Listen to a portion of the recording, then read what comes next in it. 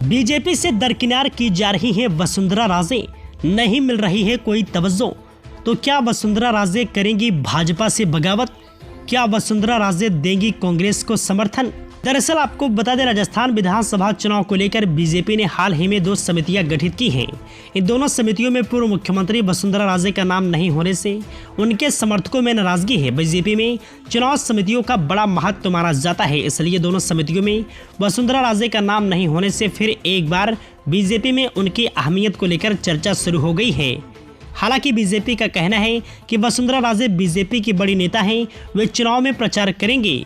इस पूरे मामले में अब तक वसुंधरा राजे की कोई प्रतिक्रिया सामने नहीं आई है। बीजेपी पहली बार राजस्थान में कैंपेनिंग कमेटी की घोषणा भी करने वाली है। चुनाव में बीजेपी की कैंपेनिंग कमेटी को बेहद महत्वपूर्ण माना जाता है।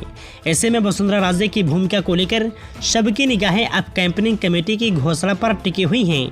वहीं आपको बता दें, 17 अगस्त के दिन जयपुर में बीजेपी ने कोर कमेटी की बैठक बुलाई थी, लेकिन इस बैठक में पूर्व मुख्यमंत्री वसुंधरा राजे शामिल नहीं हुई। इस बैठक से बीजेपी ने आगामी राजस्थान विधानसभा चुनाव के 2 समितियों की घोषणा की। प्रदेश चुनाव प्रबंधन समिति और प्रदेश संकल्प पत्र समिति, इन दोनों ही समितियों से पूर्व मुख्यमंत्री वसुंधरा राजे का नाम नहीं है। इन समितियों की घोषणा पर राजनीति विश्लेषक मिलाप चंद डांडी बीबीसी कहते हैं, राजनीतिक घोषणाओं के सभी अपने अपने मतलब निकाल लेते हैं, लेकिन अभी से कैसे मान लिया जाए कि जिन 3-4 नेताओं को दोनों कमेटियों में शामिल नहीं किया गया है, उन्हें कोई महत्व नहीं दिया जाएगा या उन्हें साइडलाइन कर दिया गया है। वरिष्ठ पत्रकार आनंद चौधरी मानते हैं कि आगामी कमेटियों में भी वसुंधरा राजे को कमान मिलती नजर नहीं आ रही है।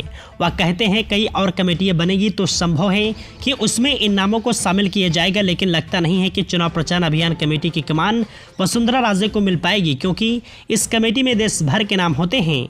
इस बार भी बीजेपी अगर वसुंधरा राजे को चेहरा बनाती है तो फिर भी बीजेपी हारेगी। इससे कोई फर्क नहीं पड़ता है कि बीजेपी किसे चेहरा बनाती है।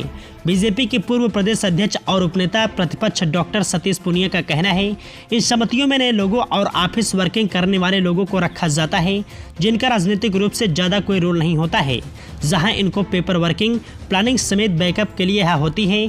अगर इसमें हम लोग शामिल हो जाएं तो अन्य काम कौन करेगा।